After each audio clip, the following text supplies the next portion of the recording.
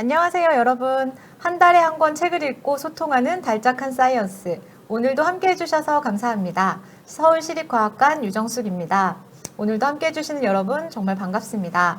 오늘은 인류를 구한 12가지 약 이야기라는 책의 저자이신 정승규 작가님을 모시고 마취제, 항바이러스, 그리고 백신을 주제로 진행해 보도록 하겠습니다.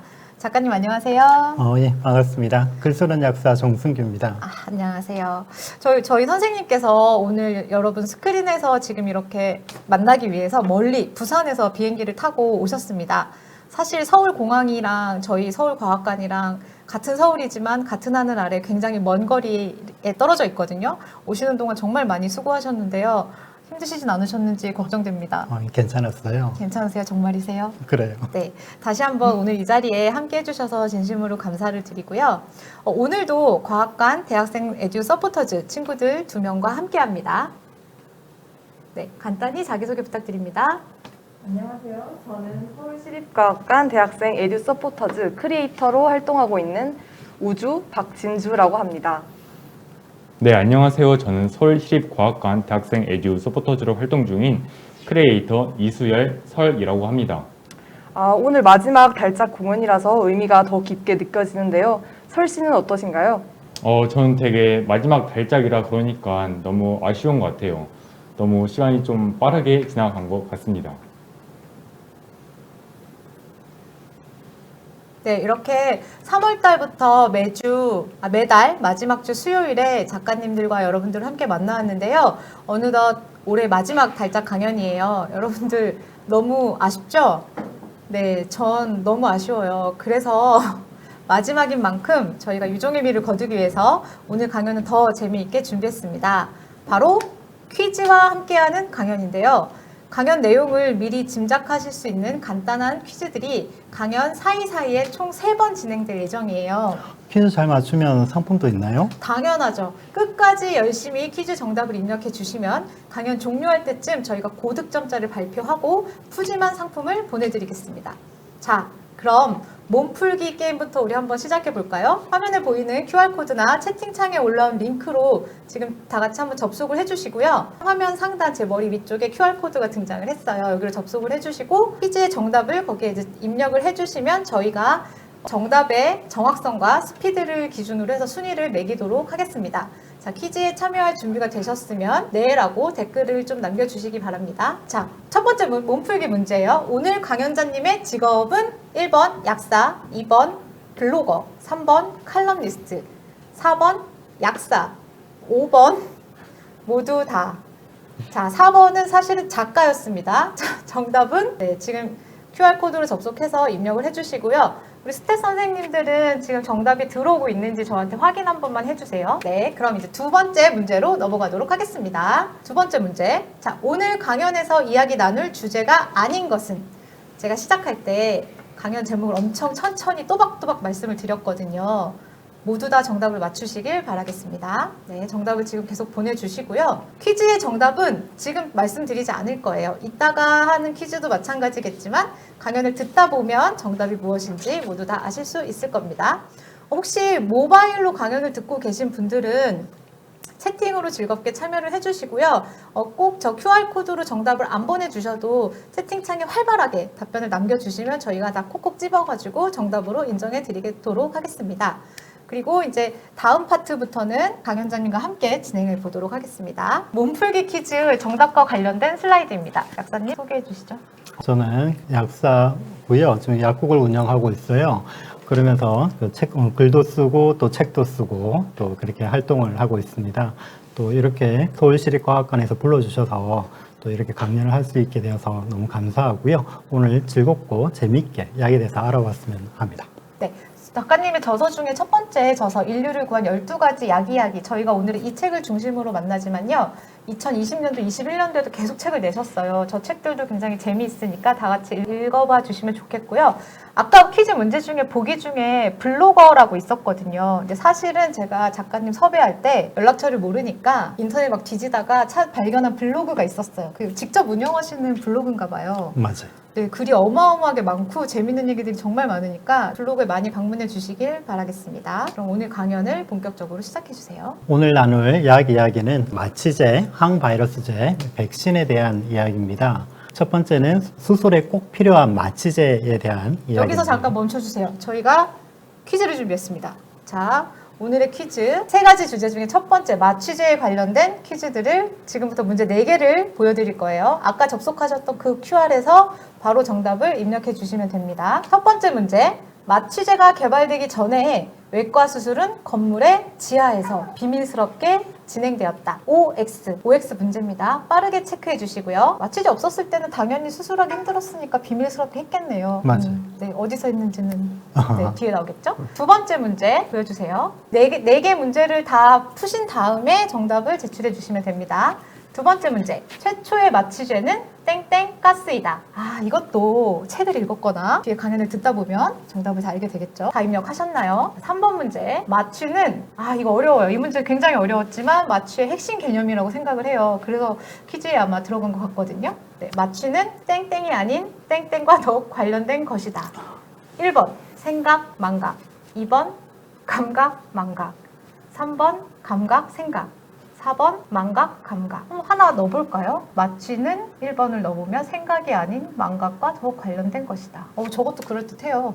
그러네요. 정말 헷갈려요. 이 문제 제일 어려울 것 같고요. 네, 일단 1, 2, 3, 4번 4개 중에 하나 빠르게 골라주시고요. 4번 문제 넘어가겠습니다. 흡입 마취제를 처음 개발한 모트는 수억 원의 돈을 벌 수 있었다. 흡입 마취제가 요즘도 많이 쓰이는 건가요? 요즘도 많이 쓰이죠. 그러면 뭐 처음 개발했으면 당연히 특허권 이런 거 다 있을 거고. 맞아요. 그럼 네, 그렇겠네요. 네, 정답 OX 눌러주세요. 네. 마취제에 관련된 퀴즈는 이렇게 4가지니까요. 지금까지 다 입력하신 분들은 제출 버튼 눌러주시기 바랍니다. 정답은 강연을 들으면서 확인하세요. 자, 그럼 마취제 강연 시작해주세요. 네, 첫 번째 시간은 수술에 꼭 필요한 마취제에 대한 이야기입니다. 마취제가 개발되기 이전에서는 어떻게 수술을 했을까요? 너무 끔찍하지 않았을까요? 저 그림에 힌트가 나와 있는 것 같아요. 맞아요. 저렇게 수술하라고 하면 거의 견딜 사람이 없을 것 같아요. 그러니까 예전만 하더라도 이 수술이라는 것은 최후의 수단이었죠. 어쩔 수 없이 정말 절단을 수술을 한다거나 이런 최후의 수단으로서 이것을 선택을 했지 제정신으로는 할 수가 없었던. 그랬을 것 같아요. 저희 아들 주사 맞으러 갈 때도 꼭 아버님이 꼭 잡아주세요 이렇게 하고 주사 놓거든요. 그렇죠. 심지어 톱으로 저렇게 그래서 끔찍하네요. 이렇게 근육이 많은 그 근육질의 남자들이 꽉 이제 붙들고 이렇게 수술을 했는데요. 그래서 뭐 술을 많이 먹인다든지 아편을 쓴다든지 아니면 얼음을 이용해 가지고요. 조금이라도 그 통증을 줄이려고 했지만 그 모든 방법들이 그렇게 신통치는 않았거든요. 그것이 19세기 중반까지 그랬어요. 19세기 중반까지도 저렇게 고통 속에서 수술을 받았던 거예요? 맞아요. 그래서 이제 뭐 인상불성이 된다든지 잠을 재운다든지 하는 수단이 이 사람이 이런 수술에 대한 공포가 너무 크다 보니까 감당하기 힘든 그런 큰 고통이었죠. 수술을 받느니 그냥 죽음을 선택하기도 할 것 같아요. 맞아요. 네. 그 정도의 말이 돌 만큼 마취라는 것은 마취제 이전의 외과 수술이라는 것은 거의 생명을 담보로 하는 그런 아주 위험한 일이었습니다. 그래서 그때만 하더라도 병원의 가장 높은 곳에 수술방이 이제 위치를 했거든요. 왜냐하면 수술방이 밑에 있으면 그 고함 소리나 비명 소리가 너무 크기 때문에 네. 다른 입원 환자들이 그런 공포를 느끼게 되잖아요. 가장 외딴 곳, 가장 먼 곳에 이런 수술방이 있었다고 합니다. 소리의 전달과도 연결이 될 것 같아요. 왜 지하가 아니고 옥상인지, 맞아요. 높은 곳인지, 여러 물리 공부도 해야 됩니다. 그랬는데 이제 최초에 마취제가 나오게 되는데요. 처음에는 이 웃음가스가 나왔을 때는 이런 마취제로 사용되지 않았어요. 웃음가스가 1800년에 개발이 되었는데요. 처음에는 이렇게 개발이 되어도 그 용도로 쓰지 않고 다른 용도로 썼죠. 혹시 어떤 용도로 썼나요? 저렇게 그 파티를 열 때 웃고 즐기기 위한 용도로 썼어요. 웃음가스라는 것이 아무리 근엄하고 조용히 있는 사람이라 할지라도 웃음가스를 들이마시면 저렇게 사람이 기분이 좋아지고 흥겨워지거든요. 저희가 헬륨가스 마시면 목소리 변한 거 괜히 즐거운 것처럼 그런 식의 개념으로 되는 겁니다. 네네. 그래서 이제 웃음가스라고도 하고요. 화학적으로는 아산화질소라고 하는데요. 이런 식으로 좀 즐기는 용도로 사용이 되었던 거예요. 그랬는데 미국의 치과의사 호레이스 웰스라는 사람이 네. 있습니다. 이 사람이 1844년 이제 어떤 한 공연을 보러 갔어요. 네. 그때도 이제 웃음가스를 이용한 어떤 공연이 있었는데 아주 신기한 현상을 발견하게 된 겁니다. 어떤 사람이 나와가지고 웃음가스를 이제 들이마시고 기분이 좋아서 막 움직이는데 이제 발에 피가 나도 웃는 거예요. 아, 아픔을 전혀 못 느꼈나 보네요. 그렇죠. 이게 어떻게 보면 참 신기한 현상이죠. 우리가 조금만 통증을 느끼거나 뭐 피가 난다거나 하면 고통을 느끼게 되는데 그러지 못하는 것을 발견한 겁니다. 아, 그렇군요. 저 아까 퀴즈에도 있었잖아요. 웃음가스가. 지금 답변이 계속 잘 들어오고 있는데 알코올가스라고 답변을 제출하신 분도 있었대요. 저 웃음가스 개발 전에 마취제로 사용됐던 그 술 먹이는 방법 그거랑 좀 관련이 있을 수도 있겠네요. 네네네. 이렇게 이제 했는데 이 사람이 이제 관찰을 잘한 거죠. 그러니까 과학이라는 것은 어떻게 보면 호기심에 찬 관찰에서 시작이 그렇죠. 되잖아요. 그래서 이 사람이 이제 시도를 하게 됩니다. 치과의사 웰스는 이제 공개 시술을 하게 되는데요. 저기 보면 그 주머니 안에 가스가 들어있잖아요. 이것을 사람에게 들이마시게 한 다음에 그러면 통증이 사라지는 거죠. 그 다음에 이를 뽑게 되는 거죠. 그래서 이 사람이 이제 공개적인 장소에서 시도를 하게 됩니다. 그래서 1845년 하버드 메디컬 스쿨에서 네. 강연을 하고 나서 이제 사람을 자원자를 뽑아가지고 이제 이를 뽑았는데 성공할 줄 알았는데 네. 이 사람이 악 소리를 지른 거예요. 그럼 웃음가스가 안 통한 건가요? 그렇죠. 그래서 자기는 이제 통증 없이 이를 뽑았다고 생각했는데 이 사람은 통증이 너무 나가지고 소리를 지른 거죠. 하지만 나중에는 뭐 보통 다른 이를 뽑을 때보다는 좀 그래도 통증이 덜했다라고 이야기했지만 이런 공개된 장소에서 이렇게 어떻게 보면 망신을 당하게 됩니다. 그러네요. 근데 예전에 저렇게 공개 실험을 많이 하긴 했었나요? 좀 유럽이나 이런 데서는 어떤 과학적인 발견이나 발명가 위주로 해가지고요. 자신의 그 발견을 나타내기 위해서 많은 사람들 앞에 이렇게 드러내서 하는 그런 실험이 유행을 한 적이 있거든요. 네, 그랬군요. 저 사건으로 웰스는 좀 치명상을 입었겠어요. 맞아요. 하나의 실수로 인해서 자기가 이 마취제를 발견했다라고 하는 그 모든 어떤 업적과 노력이 수포로 돌아가게 된 거죠. 그랬는데 거의 같은 시기에 같은 치과 의사인 윌리엄 모턴이라는 사람이 있었습니다. 이 사람은 에테르가 마취 효과가 있다는 것을 발견했어요. 그래서 수건에다가 에테르를 적신 다음에 이제 마취를 한 다음에 이제 수술을 하게 되면 통증이 덜하다는 것을 발견하고 이 사람도 용기를 내서 공개 수술에 나서게 됩니다. 네. 그래서 보스턴에 있는 한 종합병원에서 이렇게 목에 있는 종양을 수술하는 장면인데요. 이 사람은 목에 종양이 있었으니까 치과 의사가 할 수는 없잖아요. 네네. 그래서 외과 의사가 와서 이제 이렇게 수술을 한 장면인데 이것을 다 하고 나서 이 사람이 이야기를 했어요. 이것은 사기가 아니다. 이제는 이 마취제가 확실히 효과가 있다는 것이 증명이 된 거죠. 그래서 이 모튼 이후로 이런 에테르가 마취의 효과가 있다는 것을 알게 됨으로써 의학에 큰 진전이 일어나게 됩니다. 아, 그렇군요. 아까 마치 그 장면은 저희 범죄 영화 같은 데서 많이 나오는 것 같은데, 에테르가 저 일반인들도 구할 수 있나요? 에테르가 보통 실험실 같은데 솔벤트라고 하는데요. 네. 이런 데서는 좀 흔하게 사용이 되죠.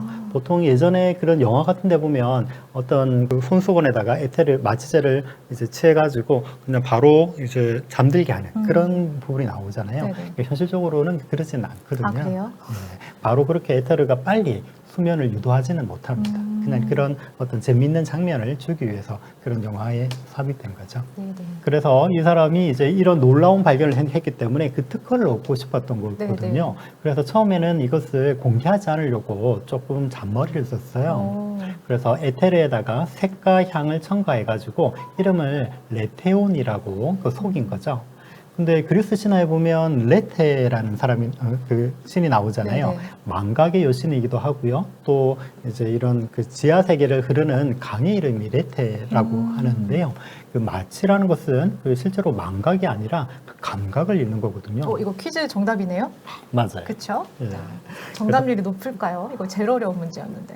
우리가 마취를 하는 이유가 뭐냐고 하면 그 감각을 소실함으로써 그 통증을 느끼지 못하는 게 목적이잖아요. 네네. 그래서 그 이름이 레테온이 아닌 마취제가 됩니다. 아, 그랬군요.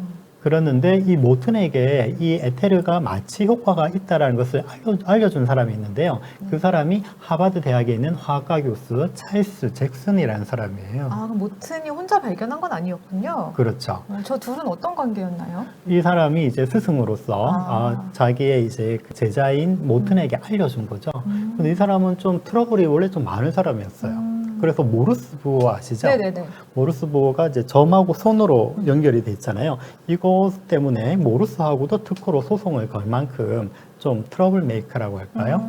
실제로 이제 자기가 그 공개 실험을 한 건 아니지만 자기가 알려줬다라는 것을 대해서 상당히 자기의 권리를 주장했다는 사람이 찰스 잭슨입니다. 되게 공치사를 받고 싶어한 성격인가 봐요. 아무래도 좀 거기에 대한 그 획기적인 발명품에 대한 대중의 관심이 높고 또 거기에 대한 특허권을 얻기 위한 그 욕심이 많았던 아, 사람이죠. 그러네요. 그래서 이 마취제를 두고 윌리엄 모튼과 찰스 잭슨은 특허권 소송을 벌이게 되는데요. 와, 지도교수와 제자인데도 저렇게 소송을 벌이기도 하나 보죠? 이게 또 여러 가지 이권이 들어가게 네. 되면 또 좀 뭐 그런 문제들이 그쵸. 생기게 되죠. 비극이 된 소송 전쟁이 되었는데 이 모튼과 잭슨은 공동으로 발명 특허 신청을 했습니다. 그 제목이 뭐냐고 하면 외과 수술의 개선이라는 건데요. 네. 하지만 모튼은 긴 소송으로 인해서 파산하고 말았고요. 나중에는 뇌출혈로 사망하고 맙니다. 너무 슬픈데요? 맞죠? 되게 잘 살았을 것 같았는데. 어떻게 보면 획기적인 발명을 했기 네. 때문에 이게 정말 우리가 수술하려고 할 때 마취제가 네. 없는 상태에서 한다면 이게 거의 포기할 거잖아요. 그렇죠. 근데 이 마취제가 있기 때문에 수술이 훨씬 나아졌는데도 불구하고 이 발명자는 이런 비극적인 최후를 맞이하게 돼요. 역시 착하게 살아야 될 것 같아요. 그 발견한 그거를 인류를 위해서 이렇게 쫙 배포했으면 얼마나 좋았겠어요. 맞아요. 네. 그래서 잭슨도 정신병으로 사망하고 말아서 어머, 둘 다 되게 불우한 삶을 살았네요. 어떻게 보면 참 인류에게 큰 빛을 안겨준 사람이지만 네. 그 발명자들은 이렇게 좀 비극적이었다라고 볼 수 있어요. 지금 댓글창에 저 때부터 교수님과 대학원생의 논문 주인 싸움이 있었군요. 라는 말이 있네요. 네. 그래서 최초의 마취제를 발견한, 즉 웃음가스를 발견한 웰스도 클로로포름도 이제 마취 효과가 있다는 것을 발견했는데요. 하지만 이 사람도 그 클로로포름에 중독이 되어서 자살로 인생을 마치고 맙니다. 제가 책 보니까 되게 저 시절에 이렇게 처음 발견되는 약들은 다 보통 자기 자신한테 실험을 많이 했더라고요. 혹은 가족들. 맞아요. 저 땐 임상시험 이런 게 아예 없었나요? 임상시험이라는 개념이 잘 없었죠. 특히 화학자 같은 경우는 실제로 자기가 만든 물질을 다 맛을 보고 또 냄새를 맡고 했기 때문에 여러 가지 화학물질이 독한 게 많잖아요. 특성 자체를 아예 잘 몰랐으니까 더 그랬을 수도 있겠네요. 그렇죠. 새로 합성하거나 만들었던 물질에 대해서 실제 자기가 투여함으로써 수명이 짧아진 경우가 많았다고 해요. 아무튼 마취제 개발자 삼총사는 너무 슬픈 역사를 가졌네요. 그래서 이제 모튼의 묘비에는 이런 글이 있다고 합니다. 흡입 마취제의 발견자이며 발명자이고요. 외과 수술은 극도의 고통이었으나 통증을 피하게 되고 사라졌으며 모튼으로 인해 과학은 통증을 제어하게 되었다라는 묘비명이 나오게 되는 거죠. 정말 현대 의학의 발전에 가장 큰 공헌을 했다고 해도 그렇죠. 과언이 아니네요. 실제로 19세기 의학의 가장 큰 진전을 이 마취제의 발견하고요. 소독약의 발명으로 보고 있거든요. 소독이 소독약, 됨으로써 그러네요. 감염을 이제 예방하게 되고 네네. 마취를 통해서 수술의 고통을 피하게 된 거죠. 뭔가 멋있어요. 네. 그래서 지금은 아쉽게도 에테르는 쓰지는 않아요. 에테르는 그 휘발성이 크기 때문에 네. 폭발의 위험이 있거든요. 하지만 웃음가스는 아직도 사용하고 있습니다. 어린이 치과에서 쓰는 것 같아요. 맞아요. 특히 애들 네네. 치과 치료 받으러 가면 우리 애도 그러는데 받기 싫어하거든요. 네네. 그럼 이제 그거를 사용해 가지고 약간 재우는 거죠. 극가스의 비밀을 이제 알았습니다. 그래서 요즘은 이제 세부플루란이라고 해서요. 여기 플루란 들어가면 유추되는 그런 온소가 있죠. 플로우르, 염소. 맞아요. 네. 불소라고 불소, 하죠. 맞아요. F가 들어가는데요. 이런 할로겐 온소가 들어가면 네네. 이게 안정해지거든요. 그래서 요즘은 흡입 마취제로 많이 쓰는 것이 이런 세부플루란이 있고요. 그리고 수면 마취제로 쓰이는 것이 프로포폴이 있는데 프로포폴은 다 아실 거예요. 이 프로포폴이 얼마나 많이 쓰이냐면 작년 2020년만 하더라도 825만 명이 사용했다고 합니다. 825만 명이면 우리나라 국민이 5천만 명이라고 했을 때 거의 몇 프로죠? 왜 이렇게 많이 쓰는 거죠? 수면 유도 효과가 빠르고요. 네. 또 수면에서 빨리 깨고요. 또 네. 깨었을 때 상쾌한 느낌을 주거든요. 혹시 저희 그 위내시경하고 이럴 때 쓰는 것도 저건가요? 맞아요. 대장 내시경, 위 내시경 이럴 때 짧은 마취, 그러니까 네네네. 가벼운 마취를 쓸 때 이 약을 상당히 많이 쓰고요. 그 다음으로는 뭐 미다졸람, 케타민 뭐 그런 약들이 있어요. 근데 제가 들은 프로포폴은 막 이렇게 과다 투여해서 막 이렇게 뉴스에 시끄러울 때 많이 들었던 거거든요. 맞아요. 이거를 많이 상습적으로 쓰게 되면 환각 효과가 있거든요. 그래서 정부에서는 이것을 마약으로 지정을 해가지고 딱 정량만 사용하도록 정부에서는 상당하게 제한을 하고 있습니다. 여기서 저희 그 달작 강연을 항상 듣고 있는 고등학생 클러스터 학생들이 있어요. 그 서예린 학생이 사전 질문을 해주셨었는데요. 마취제와 관련된 질문이라, 자, 마취약의 역사를 보면 처음에는 주목받다가 안 좋은 성분이 발견되면서 외면받는 마취약들에 대해서 알게 되었는데, 우리가 병원에서 실제로 사용하는 마취약에는 어떤 단점이 있는지 궁금하다고 합니다. 방금도 이야기했지만 마취약을 사용했을 때 그런 어떤 환각 효과를 느낄 때가 있거든요. 네네. 그래서 이 양 조절이 상당히 중요해요. 그래서 수면 마취를 할 때 그 양을 잘 조절하지 못해서 호흡마비라든가 심장 정지로 갈 경우가 있기 때문에 네네. 반드시 마취제를 사용할 때는 마취과 의사가 조사해서 양과 그 조절을 봐가지고 해야 됩니다. 근데 그 수면 내시경 할 때도 보면 그 서약서 엄청 쓰잖아요. 거기 보면 지금 말씀하신 심정지 뭐 되게 끔찍한 말들 많거든요. 근데 저희가 그냥 늘상 쓰는 그런 마취제들도 다 저런 부작용은 누구에게나 있을 수 있는 건가요? 그러긴 한데 그 마취과 의사에 대해 가지고 정확하게 사용되었을 때는 아주 좀 상당하게 안전한 약으로 볼 수 있어요. 근데 문제는 이런 것들이 마치 프로포폴을 쓰게 되면 상쾌한 느낌, 그리고 요즘 불면증 환자들이 네네네. 많잖아요. 그런 사람들이 잠을 못 잤는데 조금만 맞고 일어나면 너무 이제 숙면을 취한 것 같은 느낌이 들기 때문에 이런 것을 병원을 돌아다니면서 몇 번씩 맞는 그런 경우가 있거든요. 그런 경우는 상당히 좀 위험하죠. 네네네. 환각이 위험해서 저게 이제 마약류로 분류가 된 거군요. 맞습니다. 원래는 마약이 아닌데 그렇게 됐습니다. 네. 우유 주사라고도 하죠. 색깔이 맞아요. 우유 하얀색이죠. 주사 혹시 뭐 신데렐라 주사 다 그런 건가요? 그 신데렐라 주사는 어떤 거죠? 뭐 병원에 가면 있던데. 그런가요? 영양제에다 섞어 맞으면 좋다고 하는데 이렇게 저런 색깔이었던 것 같아요. 그 미용 쪽에 네네. 관련된 거죠? 배곡 뭐 조사. 네, 맞아요. 배곡 주사. 왠지 배곡 색깔 같아가지고.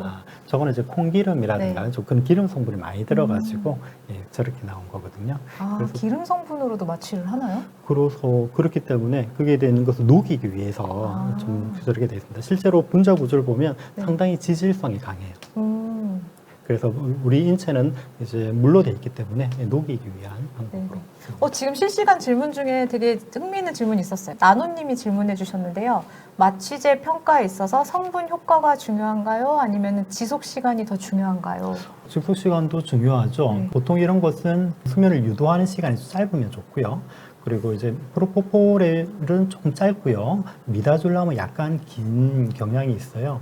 그리고 미다졸람 같은 경우는 성분이 일어났을 때 약간 머리가 아픈 두통 증상이 있는데 그에 비해서 프로포폴은 그런 경향이 덜한 편입니다. 네. 저 슬기로운 의사생활 많이 봤더니 미다졸람 많이 들어봤거든요. 그쪽에도 나오네요. 네네. 지금 또 들어왔던 질문 중에 안녕몽이님이 해주신 질문인데요. 수면 마취와 전신 마취는 어떤 차이가 있는지 궁금하다고 합니다. 수면 마취는 의식이 좀 있는 거예요. 그러니까 의식이 있다는 것은 실제로 미다졸람 같은 경우는 말을 시켰을 때 환자가 대화를 나누기도 합니다. 그러니까 완전히 뇌에 있는 뇌 기능이 정지가 되는 것이 아니라 네. 어느 정도는 깨어 있는 거죠. 그 의사생활에서 뇌수술하면서 말 거는 거 장면 있었거든요. 그렇구나. 네. 그래서 예전에는 미국에서는 이것을 가지고 범죄자에게 투여를 해서 이제 약간 이제 무방비 상태잖아요. 그래가지고 범죄 행위를 좀 물어보고 하는 그런 식으로도 사용되기도 했어요. 요즘도 그렇게 사용할까요? 요즘은 근데 이게 좀 신빙성이라는 것이 좀 떨어지기 때문에 네네. 요즘은 증거 위주의 네네. 어떤 그런 걸 사용하다 보기 때문에 그러지는 않는 것 같은데 예전에는 그런 기록이 남아 있더라고요. 네네. 또 질문 하나 더 하고 넘어갈게요. F바다님께서 해주신 질문인데요. 흡입하는 마취제와 주사로 투여하는 마취제는 어떤 차이가 있나요? 흡입하는 것은 이제 이 코에 갖다 대고 흡입하는 네. 거잖아요. 아까 세보플루란 같은 것이 흡입 마취제예요. 맨 처음에 나왔던 웃음가스라든가 에테르 같은 네. 경우, 그리고 뭐 클로로포름 같은 경우도 그런 계통이죠. 그런데 반해서 주사로 하는 것은 정맥으로 주사를 네. 합니다. 그래가지고 주사로 투여를 해서 빠른 흡연을 유도를 하는 거죠. 저는 흡연 내시경 같은 거 할 때 다 이렇게 주사로 넣잖아요. 그래서 네. 주사로 넣는 마취제가 더 많이 쓰이는 줄 알았는데 지금 방금 말씀하신 거 들어보니까 수술실에서 이렇게 쓰고 있을 때는 저걸 훨씬 더 많이 쓴다는 거죠. 아까 그 세부플로라. 세보플루란. 네네. 그리고 또 전신 마취를 할 때는 또 아무래도 그렇게 호흡을 유지하기 위해서 그런 세보플루란 같은 마취제를 많이 쓰게 되죠. 아. 그것은 폐로 들어가 가지고요. 네. 공기에 의해서 이제 폐로 들어와서 나가는 방식으로 작동을 하고요. 이렇게 정맥 주사로 되는 것은 혈관을 돌면서 수면을 유도합니다. 네네. 오늘 마취에 대해서 저희가 좀 많은 내용들을 배우게 됐고요. 이런 거 다 알고 계셔서 되게 좋으실 것 같아요. 생활하실 때. 그런가요? 아닌가요? 저희는 모르니까 막 불안하잖아요. 이렇게 뭐 이렇게 심정지 올 수 있습니다. 뭐 이렇게 얘기하면 그래 막 이렇게 하는데. 뭐. 사실 저도 3년 전에 네네. 그 수술 받은 적이 있어요. 네. 어떤 수술 하셨어요? 담관낭이라고 해서요. 네네. 이제 이게 간하고 이게 담관이 있는데 그쪽 부분에 대해서 수술을 하려고 6시간 동안 수술했어요. 그렇게 장시간 수술은 그렇죠. 처음이셨겠네요. 그때는 네. 처음 수술이었는데 전신 마취를 하는 거죠. 음. 그럴 경우에는 근육 유연제를 가졌습니다. 왜냐하면 근육이 마취는데도 근육이 움직이게 된다면 몸속 깊숙이 있는데 수술하기 쉽지 않거든요. 그렇기 때문에 근육 이완제를 씀으로써 이제 근육의 운동을 멈추고 그렇게 사용을 해야지 수술이 잘 됩니다.